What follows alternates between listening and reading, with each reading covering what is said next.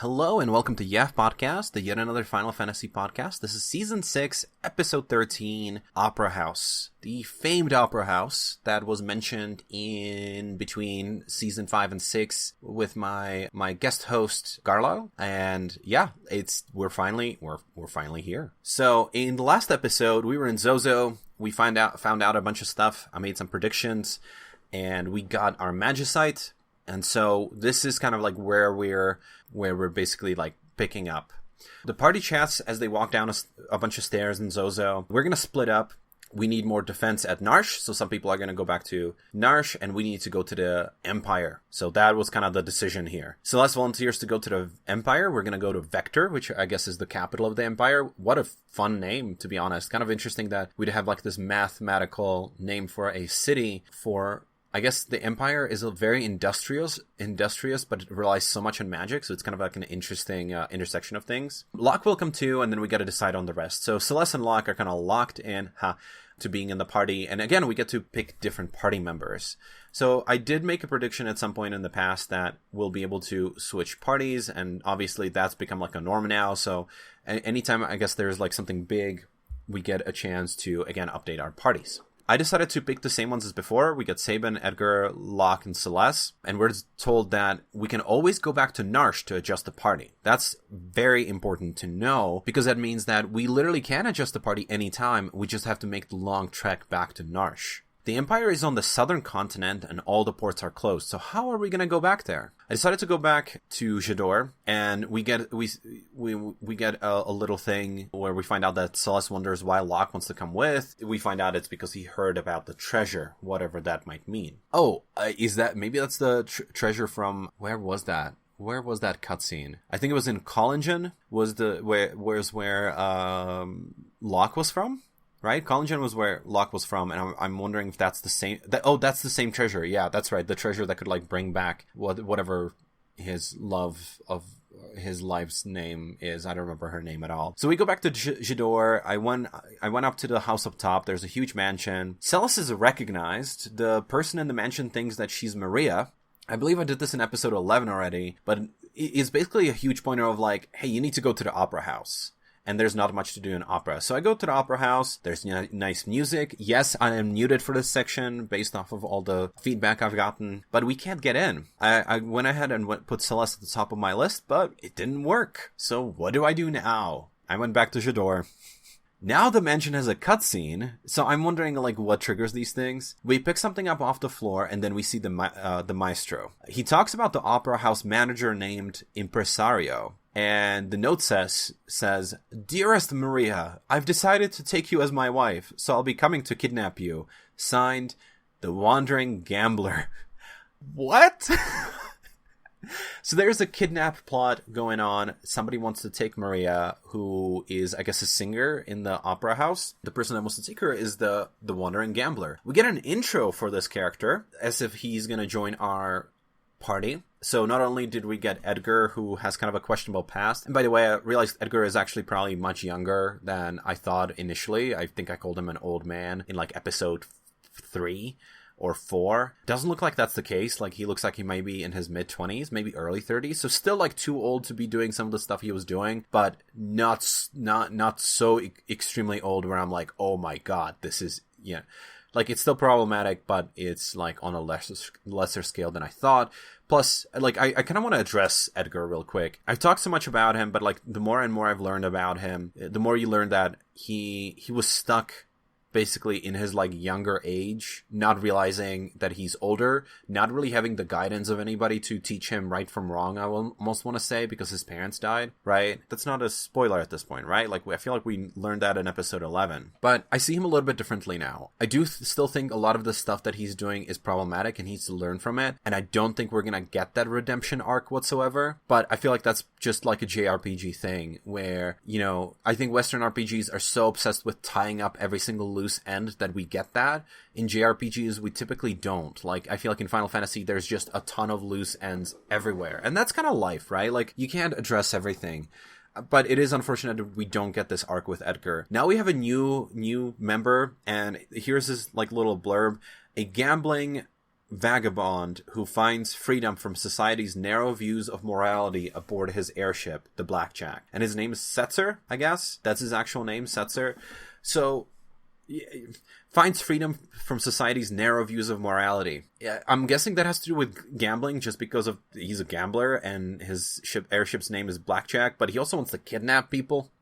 Not really okay. We see him standing at the front of his airship in the cutscene, and we find out he's the owner of the world's only airship.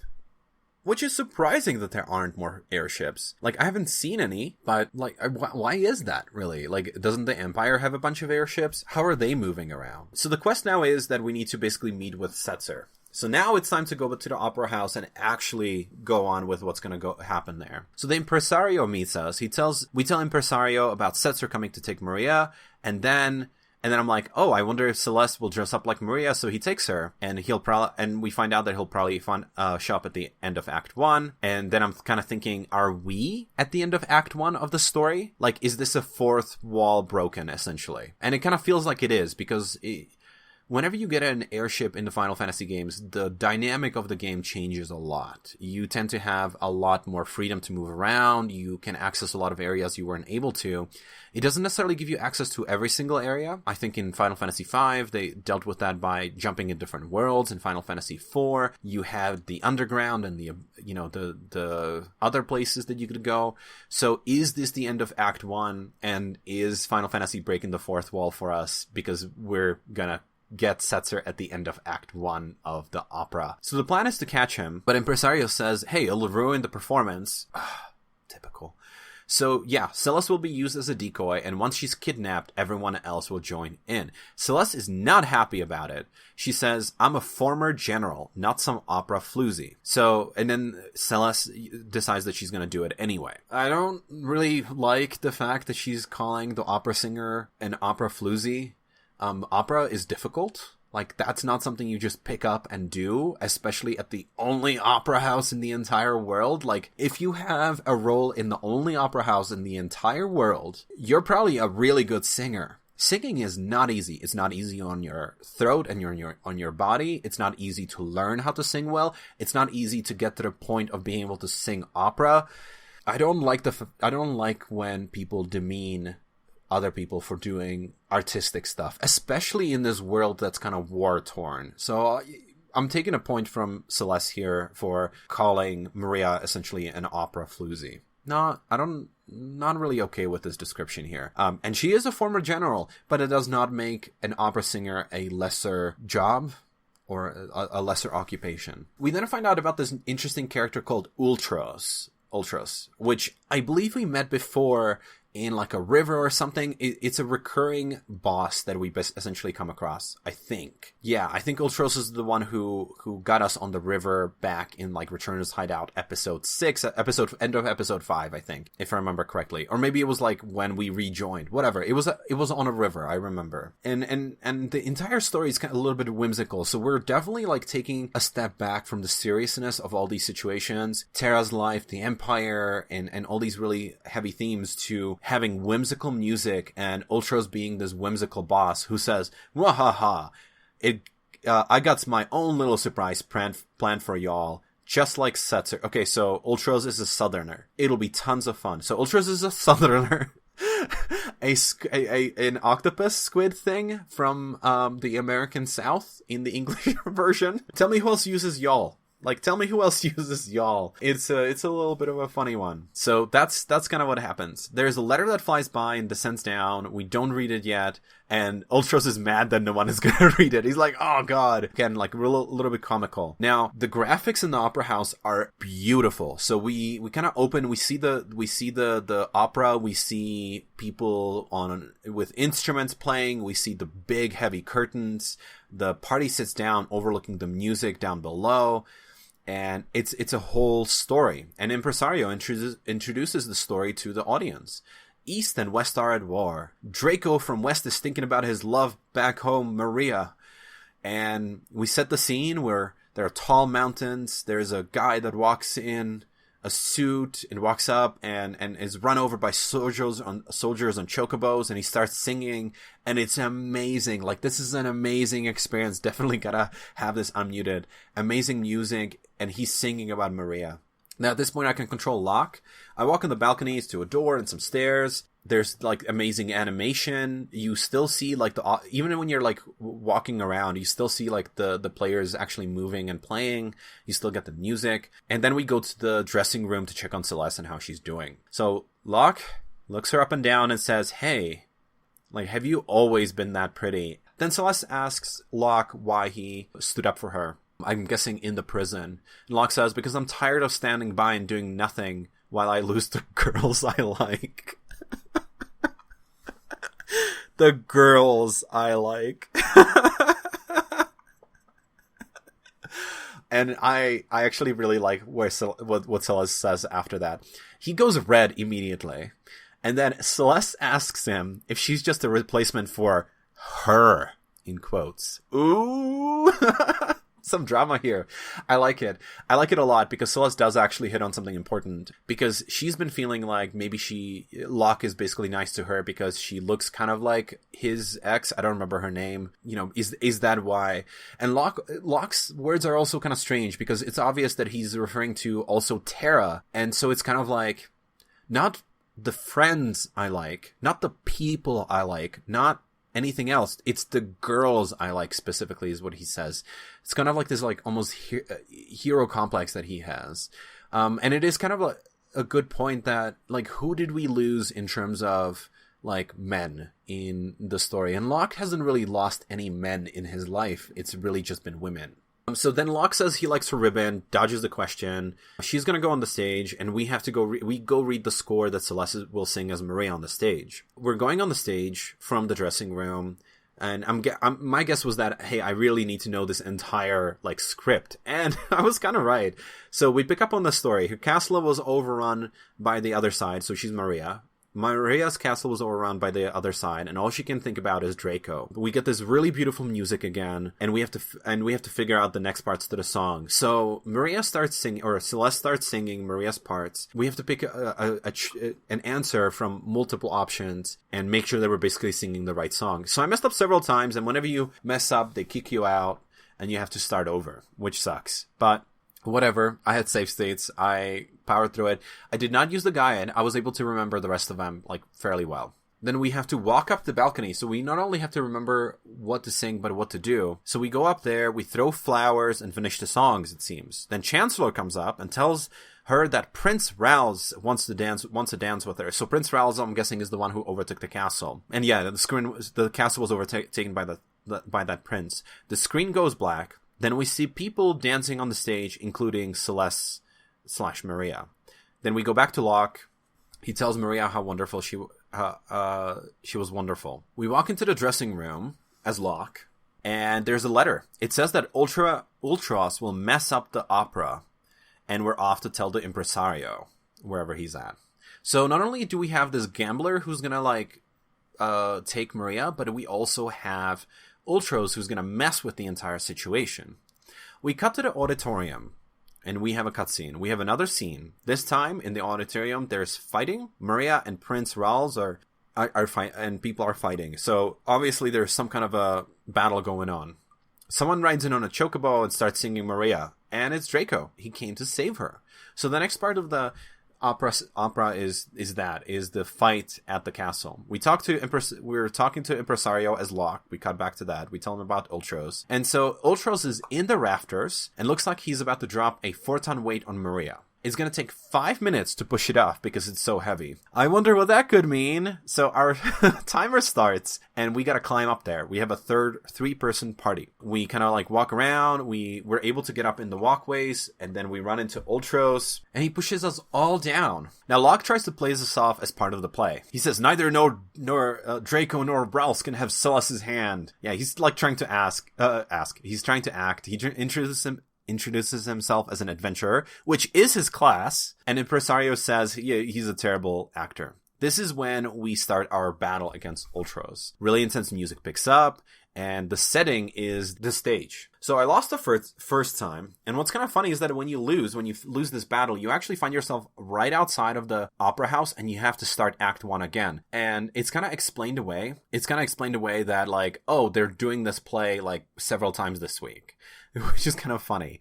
So I had to go through some cutscenes, and I ended up finding or buying the Peace Ring relics, which protect against confusion. This is important because the reason I lost against Ultros was because Ultros made all of my characters confused, and they were unable to withstand the attacks. They attacked themselves or each other, and I basically ended up losing this way. The fight took like 10 seconds. Ultros runs away, so we're getting Gilgamesh vibes here from my side, and we cut back to the stage. Locke is laughing. The cutscene cuts to Celes and Locke. A voice tells him that his performance was impressive, and Setzer shows up behind Celes. He's ready to take her. He takes her, but the show keeps going, and he tells us we'll see what's up in part 2. What? We cut to Setzer's airship. It looks like we're on an airship. Setzer promises to give Celeste Maria plenty of attention later. He leaves her in there, locks the door, and she's basically alone on this beautiful airship. The party jumps up from underneath the ship, and it's so nice. Like, I want to, like, stress just, like, how beautiful the airship is, these scenes and these places are. Locke tells Celeste that she performed well. Locke says that it's time for part 2, and he's looking for Setzer. Setzer comes back, realizes that Celeste is in Maria. Celeste asks him to take them to Vector. Since she's not Maria, he doesn't want to talk to her anymore. The entire party kind of butters him up, tells him, like, all these nice things about how awesome Setzer is, and Edgar promises a reward. He asks them to accompany him, though he's not agreeing to help yet. So the screen blacks out, and we find ourselves at I think it's the top of the ship, or like the helm of the ship, and there's a blackjack table. So I'm like, okay, we're gonna go ahead and play blackjack and see if we can win. The party pleads with him to help them topple the Empire. Setzer tells Celeste that she might be cuter than Maria. Like, why? Why does this have to be a thing? They're like, we should topple the Empire, and the way he replies is like, oh, you're cuter than Maria. So he says that Celeste has to marry him, otherwise he won't help. Why? Why do people have to be this way? Because, like, it's obvious that, I mean, he's treating her like an object. I mean, obviously, right? He doesn't know her. They have no relationship. He doesn't care about her agency. He doesn't care about anything about her. He's just like, oh, hey, you're hot. I want to marry you. And if you don't marry me, I'm going to let the Empire destroy everybody. So Celeste agrees, but she has conditions. She talks to the rest of the party alone, and they all agree. Celeste says that Setzer should flip a coin. If heads, he'll help. If tails, she'll marry him. He accepts, coin flip, and heads. So, like, she, I guess, took a chance there. Except, Setzer picks up the coin. It's a rare, double-headed coin. Despite the fact that he was essentially cheated, and you know, Celeste tells him that's kind of like how the game runs, he agrees to help. He's actually psyched to do it. He's psyched that he got cheated. He really likes the fact that, like, he didn't specify what kind of coin, he didn't specify any of these things. It just kind of works out. He decides to help. There's great music. We're on top of the ship, and that's it. We've got an airship. That's the end of the episode. If it sounds a little bit convoluted, it kind of felt like it. I mean, the essential gist of this entire episode is play out the opera, fight against Ultros, and then convince Setzer to take them to Vector. It's an interesting part of the story. This should be part of Act 1, essentially. Like, if this really was a, a breaking point, that would really make sense. We're moving off of the main continent we've been for the entire Act 1. Given that there are going to be around 40-ish episodes, this could, episode 13, 14, wherever we're at, does kind of make sense as the end of Act 1. It will be interesting, like, if he does join the party more than a driver, or as more than a pilot of this airship. I wonder what he's going to be able to do. I'm also wondering how Locke's and Celeste's relationship is going to evolve. Like, so far, I don't like how their relationship is going. It's not bad. Like, it's not too bad, I guess. But, like, it's obvious that, like, Locke has a crush on her, and then Celeste has some insecurities about Locke having a crush on her because she's comparing herself to one of Locke's many other girls that he's lost that he likes. So that's a little bit complicated. Locke is obviously like kind of using this opera as a way to kind of express his feelings but to hide them at the same time, kind of telling her like, hey, you're really hot in this dress, as a friend. Not that he said it that way, but you know, he kind of took that opportunity to be able to compliment her and like, you know, tell her how he feels about her a little bit. Obviously, when he was pretending to act, that was another opportunity. He called her Celeste, not Maria. So there was another opportunity for him to kind of hint at how he feels about her. So we'll see how that evolves. You know, there's some problematic stuff, but I guess like whose relationship is not problematic these days? You know, maybe I can't. Maybe it's not really my place to criticize this a lot, because like the gender norms were a lot different in this story. I'm gonna say back then, because there's no back then, right? Like this is a fictional world with like industrial era, you know, machinery, but also magic, right? Like this is steampunk era. So maybe there's not really a better way for them to communicate about these things than this way in the context of their current world. So perhaps I should go a little bit easier on some of these characters and some of these things. But you know, in a modern reflection, like it kind of sucks. Like some of these things kind of suck. Some of these tropes suck, and I like when they subvert those tropes in modern RPGs. I'm really excited to see how these tropes will evolve as these JRPGs, as Final Fantasy goes on, right? I mean, in Final Fantasy II, the characters of all genders, I guess, well, the men and women in Final Fantasy II held quite a bit of strength. So, and I mean, obviously the Evil Emperor was a man, and so was his right hand man was a man, but you had,